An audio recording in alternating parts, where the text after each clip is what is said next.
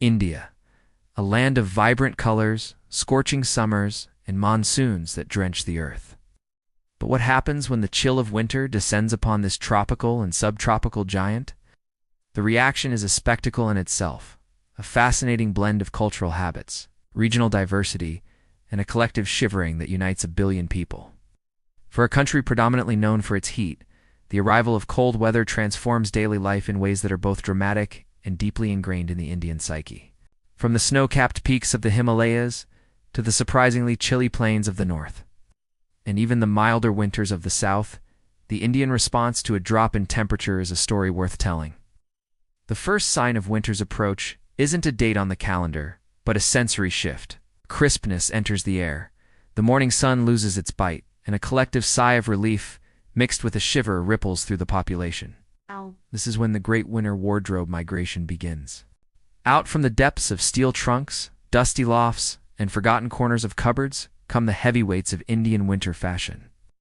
Thick, hand-knitted sweaters, often made by grandmothers and passed down through generations, make their grand appearance. These aren't just garments. They are wearable heirlooms, imbued with memories and the faint, nostalgic smell of mothballs. Alongside them are the ubiquitous monkey caps, or balaclavas, that cover everything but the eyes, turning bustling city streets into a sea of anonymous, bundled-up figures. Shawls, another winter staple, are draped with practiced elegance by both men and women. Ranging from the simple, functional woolens to the exquisitely embroidered pashminas of Kashmir. As the mercury drops, so does the nation's collective tolerance for cold water. The morning bathing ritual, a cornerstone of daily life for most Indians, undergoes a dramatic transformation. The very thought of cold water hitting the skin becomes a source of dread. This is where the humble water heater, or geyser, ascends to the status of a household deity. The flick of the switch, the patient wait for the water to heat up, becomes a sacred morning rite. In households without geysers, the task is more traditional. Large pots of water are heated on gas stoves, the steam filling the kitchen with a comforting warmth before being carried to the bathroom. This daily battle against the cold water is a shared struggle, a common topic of conversation and complaint. The idea of a cold shower is spoken of with the same horror one might reserve for a medieval torture method.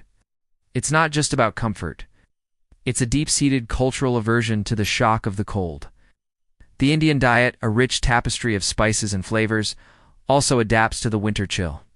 Kitchens across the country turn into havens of warmth and aroma, churning out dishes designed to heat the body from the inside out. In the north, the focus shifts to hearty, calorie-dense foods. Sarson ka saag, a flavorful puree of mustard greens, paired with makki ki roti, a flatbread made from cornmeal, becomes a seasonal delicacy, often slathered with a generous dollop of white butter. Gajar ka halwa, a sweet pudding made from grated carrots, milk, and sugar, slow-cooked for hours, is another winter superstar, its rich sweetness a perfect antidote to the cold. The markets overflow with seasonal vegetables like spinach, fenugreek, and radishes, all destined for robust, warming curries. Street food vendors also switch their menus. The air fills with the smell of roasted peanuts, sweet potatoes, shakarkandi roasted over hot coals and sprinkled with spices, and steaming hot jalebis. Of course, the most iconic winter beverage is chai. While tea is a year-round obsession in India, its significance multiplies tenfold in winter. The simple act. Sipping a hot cup of masala chai becomes a moment of pure bliss, a ritual performed multiple times a day. The cutting chai, a small strong glass of tea, is the social lubricant of the season, fueling conversations and warming hands at roadside stalls. Friends huddle together, cupping the small glasses, the steam warming their faces as they discuss everything from politics to cricket. The preparation of chai itself becomes more elaborate. With generous additions of ginger, cardamom, cloves, and black pepper, creating a spicy, fragrant brew that is believed to ward off colds and soothe sore throats. It's more than a drink. It's a liquid hug, a social institution, and the nation's primary defense against the cold. One of the most communal and cherished aspects of an Indian winter is the bonfire. As the evening descends, families and neighbors gather in open courtyards, on terraces, or at street corners around a crackling fire. These are not just for warmth but are vibrant social hubs. People bring chairs, stools, or simply sit on the ground, extending their hands towards the flames. The fire becomes the centerpiece for storytelling, gossip, and singing. Children roast potatoes or marshmallows in the embers, while elders share folk tales and memories. The warmth of the fire is matched only by the warmth of the community, a shared experience that strengthens bonds and makes the long, cold nights more bearable. In many parts of northern India, the festival of Lohri is celebrated in mid-January, marking the peak of winter with massive community. Bonfires, song, and dance a testament to the cultural importance of fire as a symbol of life and togetherness in the cold. The Indian relationship with the sun also changes dramatically in winter. The same sun that is avoided and cursed during the blistering summer months becomes a beloved and sought-after friend. Dupsekna, or sunbathing, becomes a national pastime. People will go to great lengths to find a sunny spot. Parks are filled with families enjoying picnics. Elderly men sit on benches reading newspapers, and women gather on rooftops to chat, knit, or sort grains, all while soaking up the gentle winter sun. This quest for sunlight dictates the architecture of daily life.